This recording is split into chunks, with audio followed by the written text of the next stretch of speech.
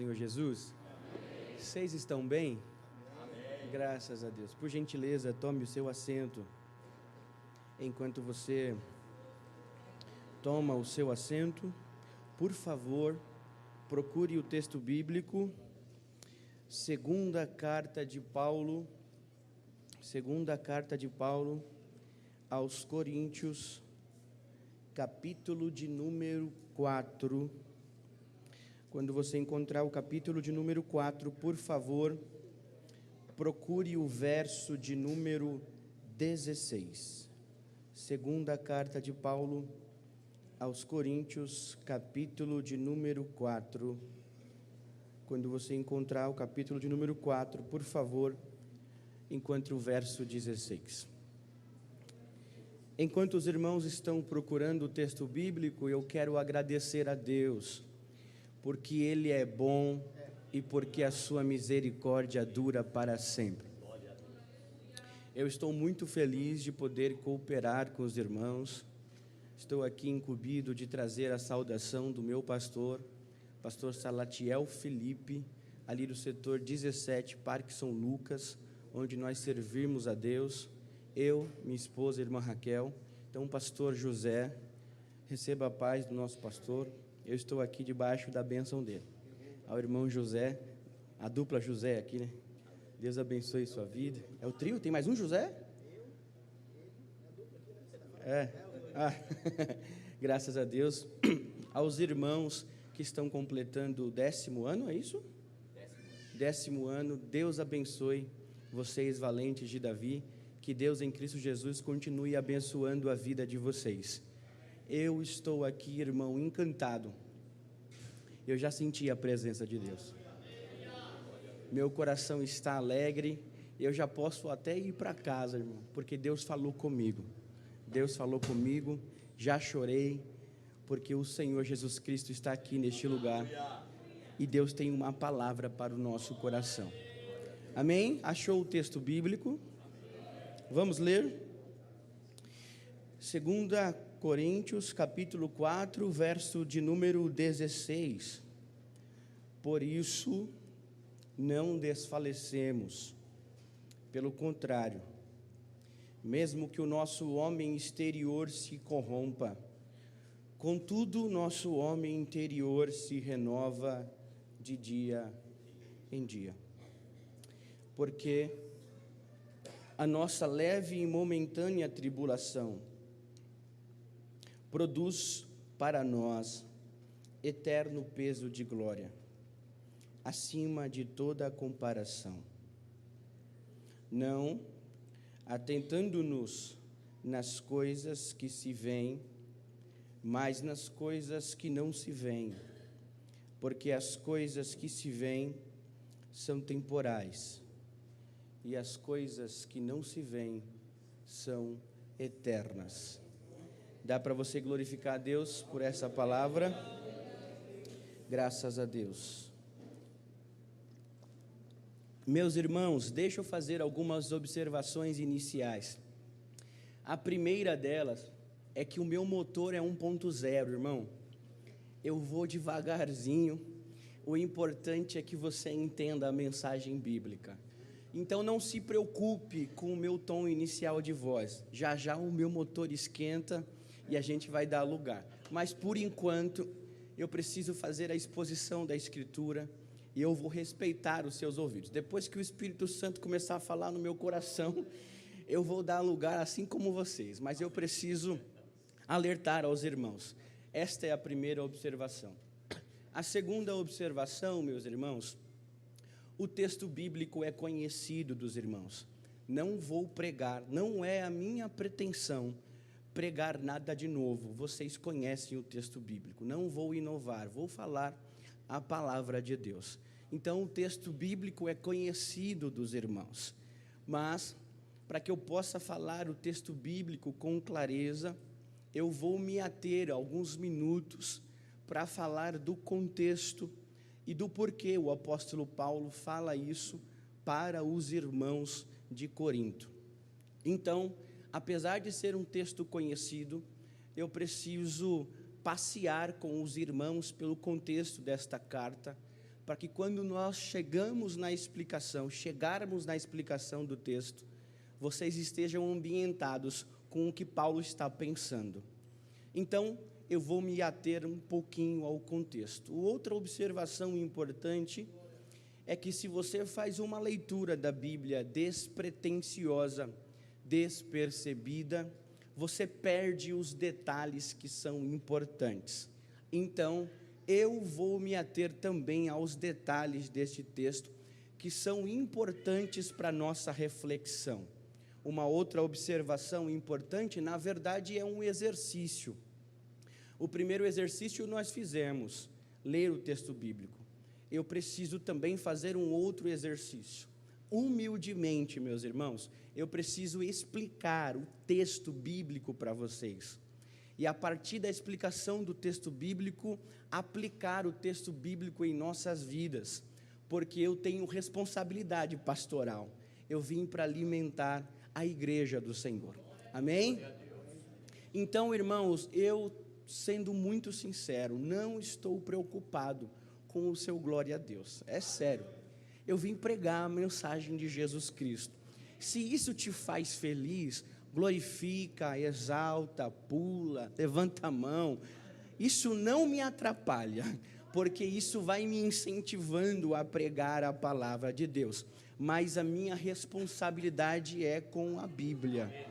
E eu vim pregar a mensagem do Evangelho. A última observação é: não durma, por favor. Jesus está aqui, Ele vai falar com os nossos corações. Irmãos, para eu explicar o texto bíblico, eu preciso falar do contexto desta carta. Mas antes de tudo, eu preciso falar da cidade de Corinto. Você já deve ter escutado que Corinto foi uma cidade importante na vida do apóstolo Paulo. Ela é uma cidade grega, ou seja, está na região da Europa. É uma cidade importante na época do apóstolo Paulo. E por que ela é importante? Ela é importante porque ela é importante para o comércio. Na época do apóstolo Paulo, tinham 2 portos nessa região. Quais são os portos? Cencreia e Lequel. Por ser uma cidade portuária, ela também se tornou uma cidade dormitório. As pessoas atracavam os navios para comerciar, para trocar objetos, para fazer comercialização de valores, e aí dormiam na cidade de Corinto. Por quê? Porque a cidade de Corinto ligava via rota marítima o Ocidente ao Oriente. A cidade de Corinto é uma cidade importante na época do apóstolo Paulo. Na verdade, no ano de número 146 a.C., ela foi destruída. Foi destruída pelo Império Romano, porque resistiu à invasão. Ficou mais ou menos 100 anos em ruínas, e no ano de número 46 a.C., ela se reergue por um homem chamado Júlio César, que implanta colônias romanas nesta cidade. Mas não só isso, ela é uma cidade importante para o comércio. Por quê? Porque eles eram especialistas em produzir bronze. Eles também eram especialistas em produzir vasos de barro, vasos de cerâmica. Por favor, lembre-se disso. Por favor, lembre-se disso. Eles eram responsáveis pela maior produção de vasos de barro. Pode dar um Google aí se você quiser comprovar isso. Eles produziam vasos de cerâmica. E por ser uma cidade portuária, também produziam itens navais, consertavam os barcos daqueles que vinham fazer comércio e também produzia os próprios barcos. A arqueologia já provou isso. Então, é uma cidade importante. O que isso tem a ver com o texto bíblico? Calma que a gente vai chegar lá. Paulo chega 4 ou 5 anos mais tarde depois que a cidade foi reerguida. Paulo chega no ano 50, precisamente no inverno. Paulo chega no inverno na cidade de Corinto. Ele é o seu fundador da comunidade religiosa, da igreja de Corinto. É o seu pastor durante 18 meses. É o seu pastor durante 1 ano e meio. Paulo é o pastor desta igreja. Se o meu pastor Salatiel dissesse: Fabiano, vá dirigir a igreja de Corinto, e eu estou sendo sincero aqui com os irmãos, eu diria: não, vou não. Ou igrejinha para dar problema era a igreja de Corinto. Apesar de ser uma igreja problemática, não obstante a isso, era uma igreja que estava voando nas asas do Espírito, tinha diversidade de dons, o Espírito Santo operava na igreja de Corinto. Tanto é que Paulo tem que instruir esta igreja acerca do bom uso dos dons espirituais. Paulo escreve a sua carta, a primeira carta de Paulo aos irmãos de Corinto, quando ele está na cidade de Éfeso, depois do seu pastorado. Ele sai de Corinto, vai para Cesareia, de Cesareia vai para Antioquia da Síria, depois vai para Jerusalém, volta para Éfeso e fica 3 anos na cidade de Éfeso e emite a sua primeira carta, a primeira carta do apóstolo Paulo aos irmãos de Corinto. Você é estudioso da Bíblia e você vai ver que na primeira carta Paulo já disse algumas vezes: como eu vos disse, como eu já disse, sendo que era a primeira carta. Na verdade, só temos essas 2 cartas canonizadas na Bíblia, mas um autor chamado Clemente disse que Paulo escreveu outras cartas para a igreja de Corinto, mas o Espírito Santo é sábio, deixou só estas 2, que são suficientes para a nossa meditação. Se você me perguntasse qual que era o problema que a igreja enfrentava para Paulo produzir a sua primeira carta, eu diria: problemas internos. Paulo tem dificuldade de trabalhar com os irmãos dentro da igreja. Por quê? Porque existiam facções na igreja de Corinto, ao ponto de, no primeiro capítulo da primeira carta, Paulo olhar para os irmãos e falar: eu dou graças a Deus que eu não batizei nenhum de vocês. Eu dou graças a Deus que eu não batizei nenhum de vocês. Vocês me dão muito problema. Dão tanto problema que Paulo tem que fazer, no mínimo, 3 viagens para a igreja de Corinto, para poder tentar resolver os problemas da igreja. Não obstante a isso, envia Timóteo. Timóteo não dá conta, envia Tito. E mesmo assim, a gente tem N problemas. E quais eram os problemas na igreja de Corinto? Alguns diziam: eu sou de Apolo. Outros diziam: eu sou de Cefas. Outros diziam: eu sou de Jesus Cristo. Aí Paulo dizendo: meu Deus, vocês estão atribulados, meu irmão. Que importa quem foi que plantou e regou? O importante é que Jesus tem dado o crescimento a vocês.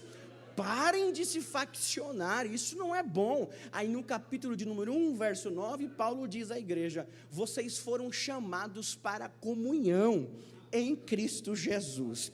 Vocês foram chamados para a comunhão em Cristo Jesus. Então, você já tem um resumo do contexto do que Paulo escreve na primeira carta. E a gente erra ao dizer que foi Paulo que escreveu sozinho. Não, capítulo 1, verso 1 da primeira carta, Paulo e o irmão Sóstenes, os 2 escrevem a carta. A segunda carta de Paulo aos irmãos de Corinto, ele escreve da região da Macedônia. Ele não está em Éfeso, na Ásia, ele está na Europa, na cidade chamada Filipos. E ele escreve esta carta com o irmão Timóteo. Paulo e o irmão Timóteo escrevem a segunda carta. Mas por que Paulo escreve a segunda carta se a maioria dos problemas Paulo resolveu, ou em tese tratou na primeira carta? Paulo está defendendo o seu ministério. Olhe para mim aqui agora. Paulo está fazendo uma apologia do seu ministério. Ele precisa se defender. Faz isso com excelência no capítulo 10, capítulo 11, capítulo 12 e capítulo 13 da segunda carta de Paulo aos irmãos de Corinto. A minha pergunta que eu sempre faço quando vejo Paulo se defendendo é: do que e de quem Paulo está se defendendo? E por que Paulo está se defendendo? Paulo está se defendendo, no mínimo, de israelitas que moravam na cidade de Corinto. Da onde a gente entende isso? Capítulo 11, verso de número 22 adiante. Paulo olha para os irmãos de Corinto e escreve: eles são israelitas? Eu também sou. Eles são fariseus? Eu também sou. Então, no mínimo, eram israelitas que moravam naquela cidade e estavam atormentando a vida do apóstolo Paulo. A minha outra pergunta é: tá bom, a gente já sabe quem é, mas quais eram as acusações que eles estavam fazendo para o apóstolo Paulo? Pelo menos algumas. Redobre sua atenção aqui, vai apertar um pouquinho, mas nós vamos dar glória. Calma que a gente vai chegar lá. Eles diziam para o apóstolo Paulo: você não pode ser apóstolo. E por que você não pode ser apóstolo? Primeiro, porque você não viu Jesus pessoalmente. Quem me diz que a sua experiência no caminho de Damasco é real? Quem me diz que a sua experiência no caminho de Damasco é real? Segundo, você é um azarão. Você é um azarão. E por que você é um azarão, apóstolo Paulo? Você é um azarão porque qualquer barco que você sobe, ele naufraga. E não só isso, se você vai para uma ilha, uma cobra te pica. Você só pode ser um azarado. Os teus amigos te largaram em todos os seus julgamentos. Na verdade, você ficou numa prisão fria. Nem com seus livros e com a sua capa você estava.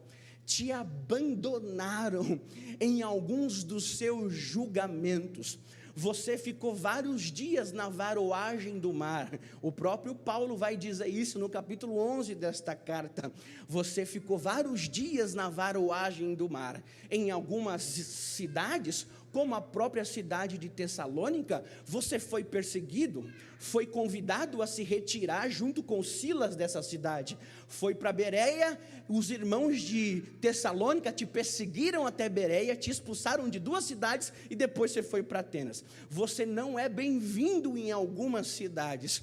Você, inclusive, foi apedrejado em algumas cidades que você passou. Não só isso, os seus compatriotas, que sabem que você tem dupla nacionalidade, te prenderam e te bateram. Você é um azarão, apóstolo Paulo. No começo do teu ministério não queriam aceitar a sua vida, você teve que fugir pela janela, te içaram para baixo, porque você era um fugitivo. Você não pode ser apóstolo, porque você sofre muito, você sofre demais, apóstolo Paulo. Não tem como você dizer que você é apóstolo. Nenhuma igreja te sustenta. Na verdade, já escutei por aí que Filipos te ajudou 2 vezes e você continua trabalhando e armando tendas. Você não tem um ministério itinerante. Nenhuma igreja te subsidia financeiramente. Conte para mim, apóstolo Paulo, quais são as suas glórias, quais são os seus grandes feitos, o que de mágico você fez na sua vida. Você disse para as igrejas que você pastoreia que a vida do cristão precisa ser de glória em glória, mas eu vejo você de fracasso em fracasso. Eu não encontro razão para você ser apóstolo. apóstolo, tu não tem cara de apóstolo, é pequeno demais, tu não tem saúde de apóstolo, há um espinho que te atormenta a tua vida inteira, você não tem fisionomia, não tem tamanho, você não pode ser apóstolo, o sofrimento bate na sua porta de forma agressiva, você sofre demais. Só que o apóstolo Paulo não pode se orgulhar de seus grandes feitos, ele está proibido pelo Espírito Santo de Deus de falar de suas próprias glórias. Olhe para mim aqui, ele está proibido pelo Espírito Santo de Deus de falar das suas próprias glórias. Nenhum cristão regenerado pelo Espírito Santo tem o direito de evocar glórias para si, é sempre para Jesus.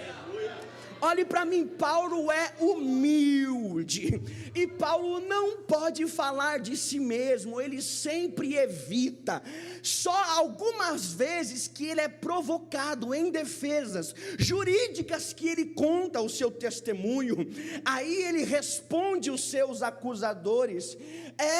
Meus irmãos, capítulo 11, verso 30, se eu tenho que me gloriar de alguma coisa, gloriar-me-ei nas minhas fraquezas. Eita, olha só o nível de maturidade do apóstolo Paulo. Eu não vou gloriar-me da minha visão no caminho de Damasco, não vou me gloriar nas línguas que eu falo, eu sou poliglota, não vou me gloriar nas duplas nacionalidades que eu tenho, eu vou justamente usar a acusação de vocês para me gloriar-me, porque nas minhas fraquezas o poder dele se aperfeiçoa em mim. Eu já estou sentindo a presença do Espírito Santo.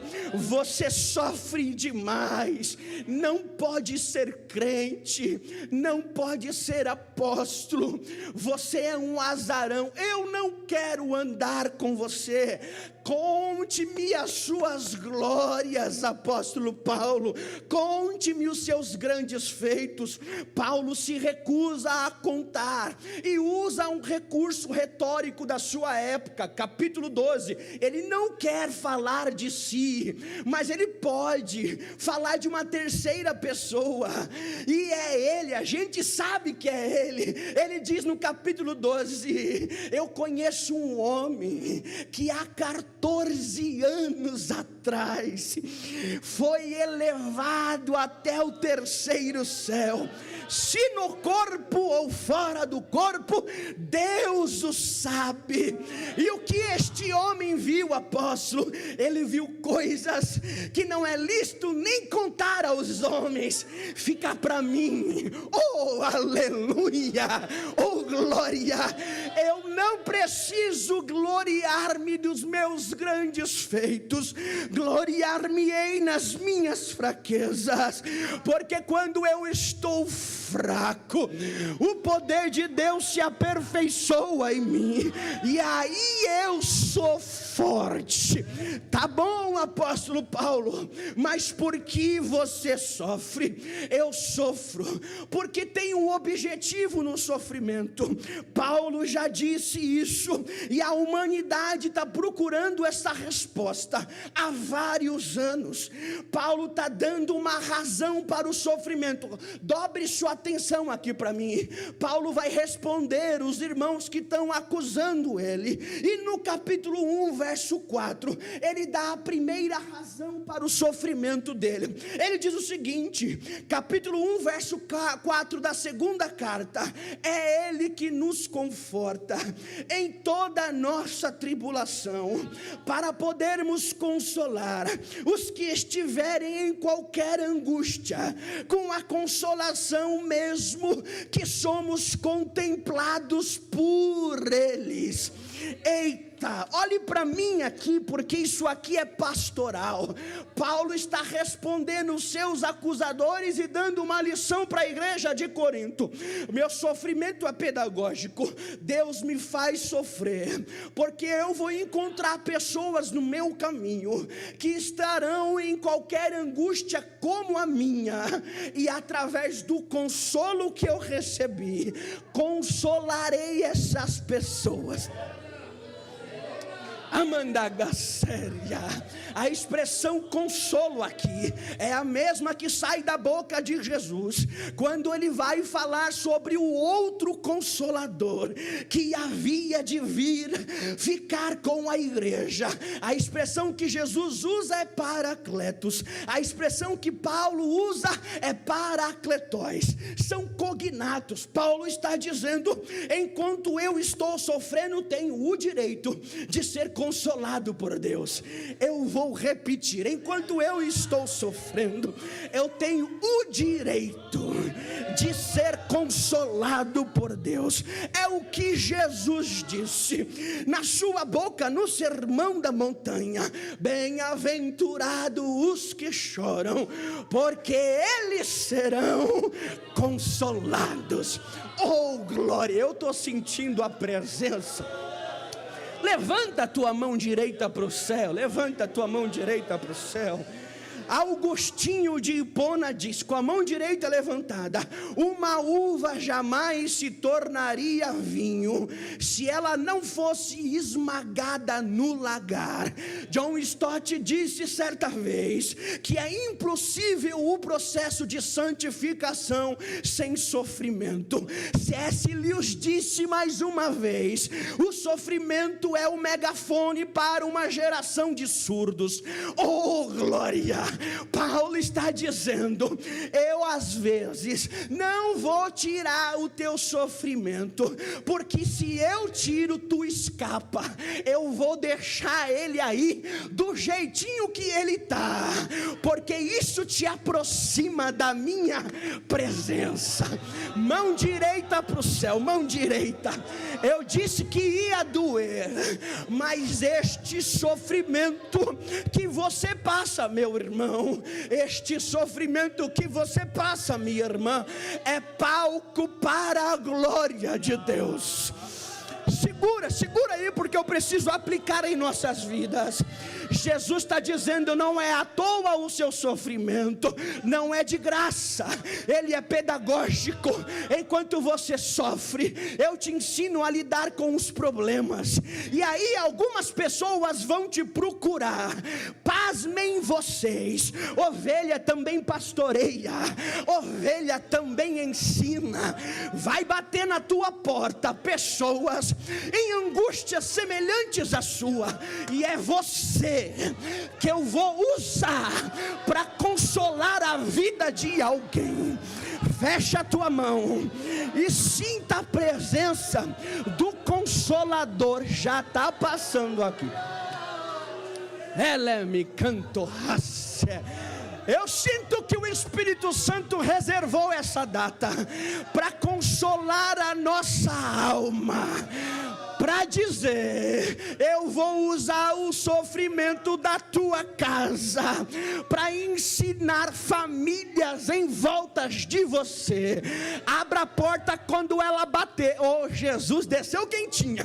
Abre a porta quando ela bater pedindo oração. Não é o adversário tentando a sua alma, não. É eu testando o quanto eu sou consolador na tua vida. Estende a tua mão, irmã, e ore por ele, ore por ela. Jesus vai colocar palavras na tua boca para consolar. Amandoquecia e mantocamandor séria. O Espírito Santo está dizendo: quem quer consolo pode começar a receber. O Espírito Santo está aqui dizendo: é uma noite de consolo para esta casa. Receba a presença do Consolador aí.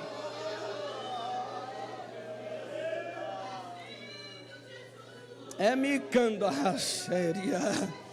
É me mandou como um duriavas. Ela é me canto raça. Eu sinto a presença do Espírito Santo. Eu preciso continuar, eu preciso chegar até o verso que nós lemos. Tá bom, apóstolo Paulo, eu sei, entendi que o sofrimento é pedagógico. Me responda, por que você não desiste? Qual é a razão de você continuar se mantendo firme? Paulo responde, capítulo 4, verso 1, abra a sua Bíblia comigo, capítulo 4, verso 1, pelo que tendo este ministério, segundo a misericórdia que nos foi feita, não desfalecemos. Vou repetir, pelo que tendo este ministério, pela misericórdia, nós não desfalecemos. Eita, que Jesus maravilhoso! Sabe por que a tua casa está de pé? E é isso que Paulo está falando, porque você é alvo da misericórdia de Deus. Olhe para mim, você quase desistiu no ano passado, sua pressão subiu, seu diabetes também, teve crise de ansiedade, nem o teu psicólogo conseguia te entender, mandou para o psiquiatra, vai tomar remédio para dormir, sua pressão subiu tanto que você foi parar no centro médico, para poder entender o que estava acontecendo, sua vida financeira desandou, era um boleto atrás do outro, Deus fechou a porta não se abria, sua família virou de ponta cabeça, quem estava firme desviou, quem estava desviado veio para a igreja, uma loucura total. Aí você disse, eu vou desistir. Vai não, porque quem tem te sustentado é a misericórdia. Levanta a tua mão direita para o céu. Levanta. Talvez eu esteja pregando para alguém que está à beira da desistência, mas Deus me trouxe aqui neste domingo para dizer para a tua alma: a minha misericórdia tem te sustentado. A minha misericórdia tem te sustentado. Tua casa está de pé, minha irmã. Não é porque você é santa, tá, mulher de Deus, porque isso não é mérito, é graça. A graça de Deus tem poupado tua família. Eu já estou cheio de Deus, já estou cheio da graça de Deus. A graça de Deus tem poupado a tua casa, a graça de Deus tem poupado o teu filho. Já era para tua família ter descido à sepultura, já era para tua casa ter velório, mas a graça, ela me cantou a séria. A misericórdia não deixa. Se eu sou você, eu já estou com as duas mãos levantadas. Satanás, você perdeu. Há um envolvimento da graça de Deus aqui. Quem queria desistir vai sair daqui cheio. Quem queria parar vai sair daqui gigante. Quem recebe, fecha a tua mão. 1 minuto para você adorar Jesus. 1 minuto.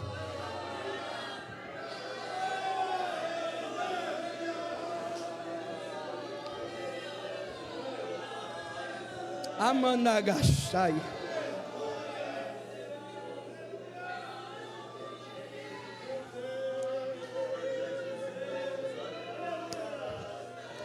Me canto raséria. Boria canto racia como um duriavas. Eu sinto o Espírito Santo tocando os nossos corações aqui. Minha cama racia. Há um quebrantamento de Deus aqui. Oh, Espírito Santo de Deus.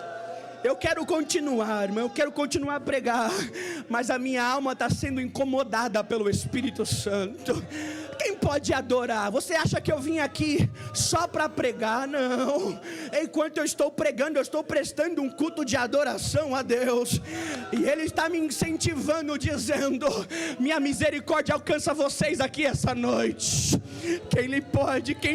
Quem pode adorar? Quem pode? Aleluias.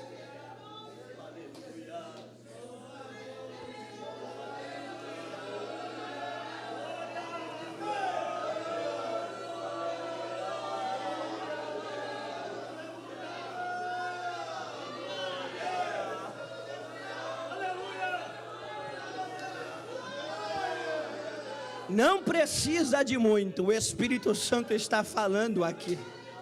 Ela é minha. Oh, Jesus. Eu vou parar. Não quero mais esse ministério. Não é teu.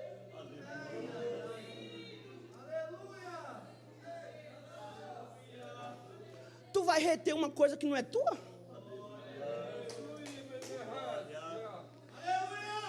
Eu fui para o Nordeste, aprendi uma palavra nova. Enjooso. Enjooso. O cara que se enjoa, sabe? Enjooso. Tu tá se enjoando com coisa que não é tua? Não vou mais orar, não. Não toco mais essa guitarra. Não toco mais, rapaz. Nem é teu.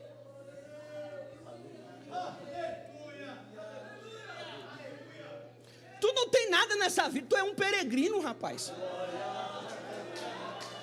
Tu ainda não chegou no teu destino e tu já quer desistir? Põe a mão no arado logo e faça! O Espírito Santo está falando aqui, viu? Eita, eu já estou tomado pela presença. Vai desistir não. Minha misericórdia custou muito na cruz do Calvário para você entrar aqui e dizer, opa, vai não. A minha graça te abraça aqui esta noite e está dizendo, eu te fiz para gerar.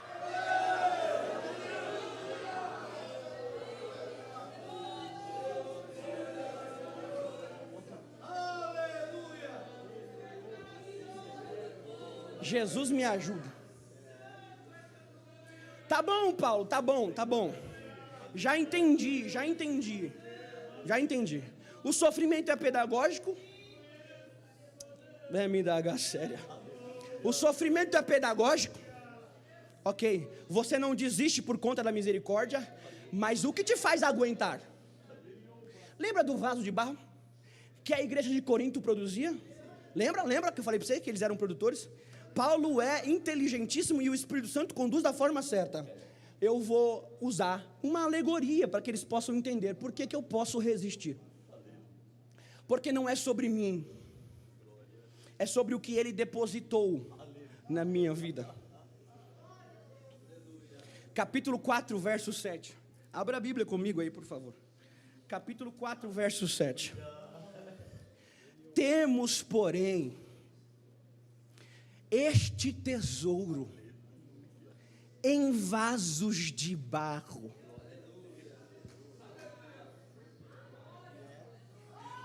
para que a excelência do poder seja de Deus e não nossa.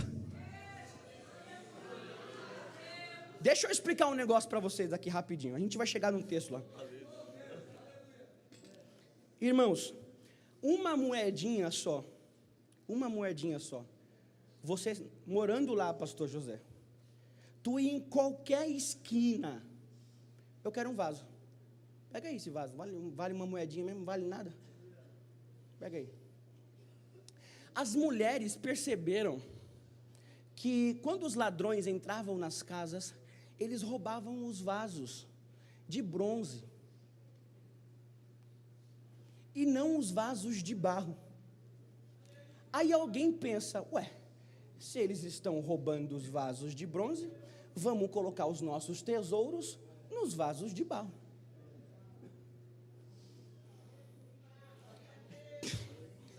O evangelho é loucura, irmão. Olha para um cara como eu, que fumava um cigarro, andava de skate. Eu vou derramar algo na vida desse menino aí. Quem era você essa hora? 20 horas e 20 minutos. Teu nariz estava cheio de pó, rapaz. Tu estava tomando cariri com mel no meio do bar. Ralando o bucho lá no forró. 765 na cintura. Peixeira na outra. Se mexer comigo eu vou rasgar o bucho. Se pisar no meu calo, eu revido. Você, mulher de Deus, hoje princesa de Jesus, você ia morrer com o plano de Satanás sem saber quem eram os pais dos seus filhos. Vai dizer, vai morrer igual a mãe, vai morrer igual o pai. Seu pé estava cheinho de cirrose, seu sangue já estava tomado pela cachaça, pela droga, pela prostituição. Aí alguém tem a brilhante ideia de olhar para a gente que não vale R$1. Que massa, que mandaria, que não vale R$1, e derrama a presença de Deus. Quem vai entender?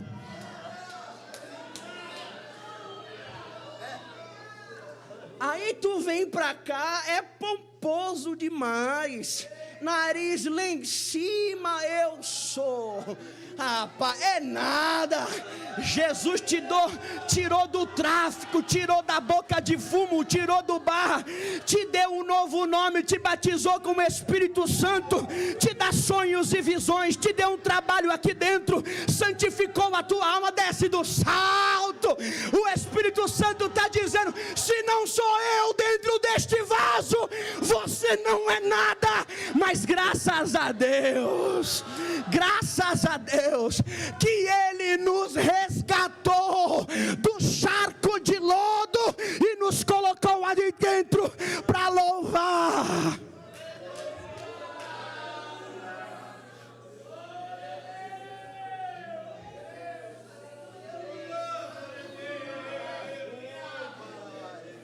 O improvável acontece. O improvável acontece. O improvável acontece. O Espírito Santo. E a gente não pode. E a gente não pode falar que a gente deu o primeiro passo. Tu não era capaz de nem dar um passo. Tu era escravo do capeta. Todo mundo aqui era. A natureza do pecado dominava a nossa alma. Aí a gente diz: eu alcancei a graça. Eu alcancei Jesus. Que alcançou nada. Foi Jesus que deu o primeiro passo.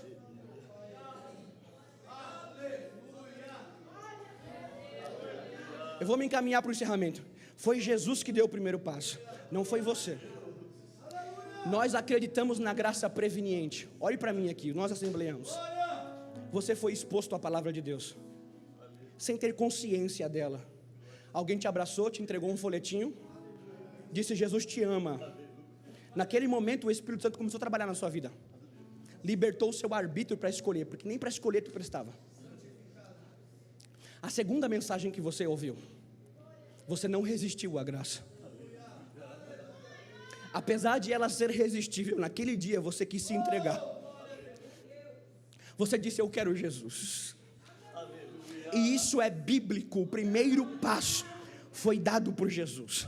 Efésios capítulo 2, verso 1. Ele vos deu vida, mesmo vós estando mortos em delitos e pecados.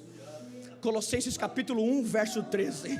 Ele vos libertou do império das trevas e nos transportou para o reino do Filho da sua luz, em qual nós temos a redenção, a saber, a remissão do nosso pecado. Romanos capítulo 5, verso 8. Mas Deus prova o teu infinito amor para conosco, tendo Jesus Cristo morrido por nós, sendo nós ainda pecadores. Foi Deus que olhou para você e disse: não vale nada.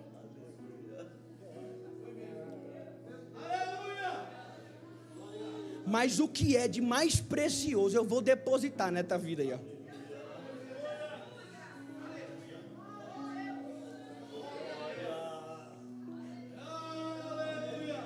Olhe para mim aqui. Isso não vai te dar sossego até você se encontrar com Ele. Você vai até tentar desviar, não precisa ser hipócrita. Vai ter dia, pastor, que a gente vai falar assim: ó, hoje eu vou chutar o balde. Só que você se encontrou com Ele num poço, e Ele te deu uma água viva, que toda vez que você tenta desistir, ela mexe. E ela jorra para a eternidade. Ela só vai dar sossego quando encontrar o oceano da graça. Eu estou sentindo a minha alma tremer aqui essa noite. Jesus está dizendo para a tua alma: você vai até tentar. Vai. Este ano você vai querer chutar o balde umas 50 vezes. Só que toda vez que você tentar desistir, a minha água vai mexer aí dentro. Como está mexendo agora.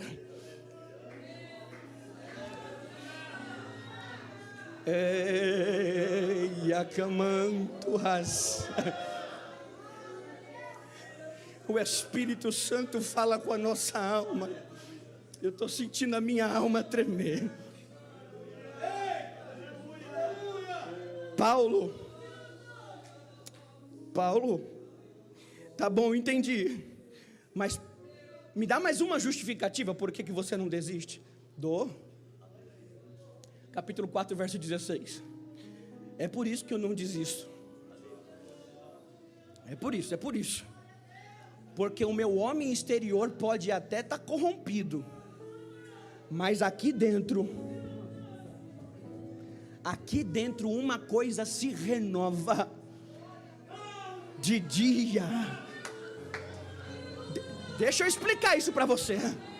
Quando Paulo fala assim, ainda que o meu homem exterior se corrompa, ele usa a expressão antropos diafeiro no grego. Quer dizer o seguinte, ainda que o meu homem exterior caminhe para a tumba. Deixa eu falar uma coisa para vocês, não inventaram a fonte da juventude ainda, tu vai morrer. A ruguinha vai aparecer mesmo você usando o Renil. Você vai morrer. Só que apesar do seu corpo estar caminhando para a tumba, sua mente, seu corpo está indo embora, querendo a desistência, aqui dentro, o seu homem interior grita: eu quero a presença dele. É por isso que você não consegue impedir os nossos velhinhos de vir para a igreja, porque o corpo já não aguenta mais, mas a alma grita. Eu não consigo ficar, segura no banco, porque isso aqui é real.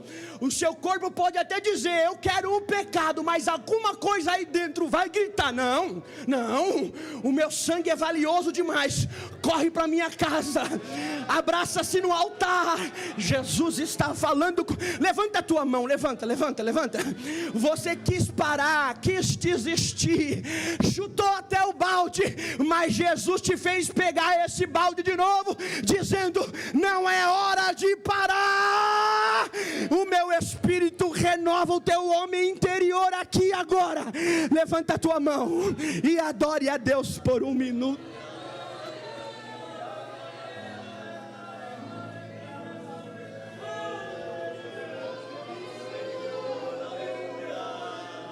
Você tem 10 segundos para adorar a Deus. Quem pode levantar as suas mãos? Eu já estou vendo lágrimas, já estou escutando línguas estranhas, já estou sentindo a presença do Espírito Santo, dizendo para esta igreja: avante, não desista, põe a mão no arado, vamos comigo, porque quando você quiser desistir, o meu Espírito te fortifica. Me canda séria. Oh Espírito Santo, fique sobre os seus pés.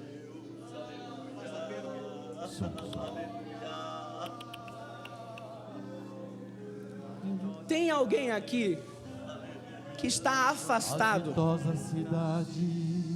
Tem alguém aqui que está afastado ou não é evangélico? Levanta a sua mão só para eu conhecer. Tem ali? Tem lá? Deixa eu perguntar para vocês que levantaram a mão. Deixa eu perguntar para vocês: você não quer que Jesus renove suas forças? Frente a frente. Você não quer que o seu homem interior se renova e essa esperança te enche de alegria?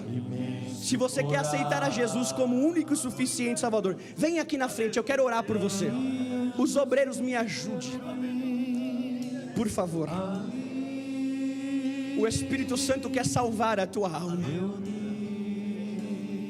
Ele quer renovar a tua vida. Cantando hosanas ao Rei, leve este meu pensamento, será realidade.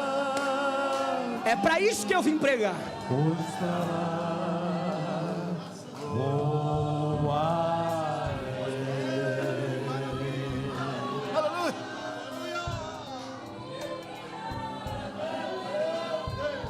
Jesus desamarra aqui as amarras de Satanás, e há uma noite de salvação aqui.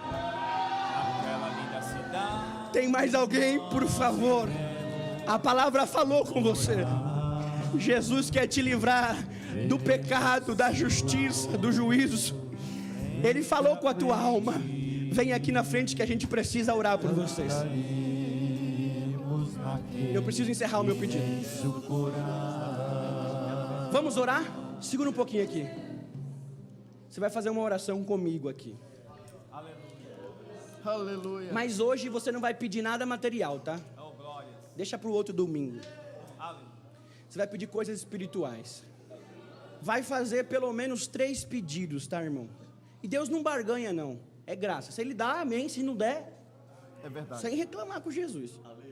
3 pedidos espirituais. Senhor, me batize esse ano. Eu quero falar em línguas estranhas. Pai, abre a minha mente. Põe a Bíblia aqui dentro. Está difícil, Senhor. Senhor, põe cânticos na minha boca enquanto eu oro. Senhor, salva os meus filhos. 3 pedidos. Pode começar a orar.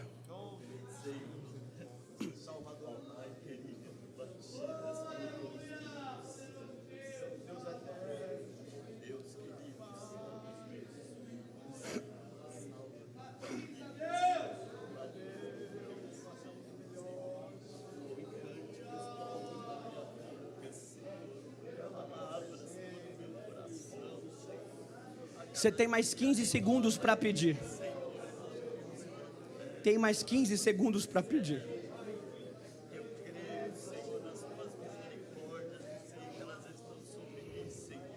Senhor, meu Deus e meu Pai, está aqui, Senhor, este povo, Pai, orando para que sejam revestidos de poder, Senhor.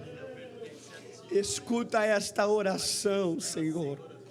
Batiza com teu Espírito, se é dom, Pai, derrama o dom da cura, Senhor, sobre esta mão. Senhor, levanta homens e mulheres para pregar a tua palavra. Se é o propósito, Pai, de batizar com o Espírito Santo este ano, batiza com teu Espírito, Pai. Que a vida desta família entre por essa porta e aceite o seu nome. Senhor, nós oramos e oramos também por esta vida que está aqui, Senhor, se entregando diante o altar da tua igreja.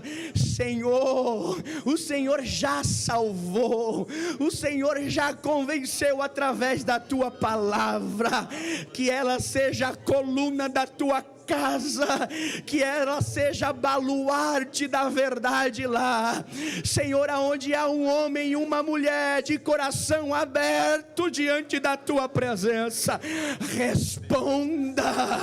responda a oração do teu povo. Nós oramos em nome do teu filho Jesus e te agradecemos, amém. Me ajude a terminar de pregar.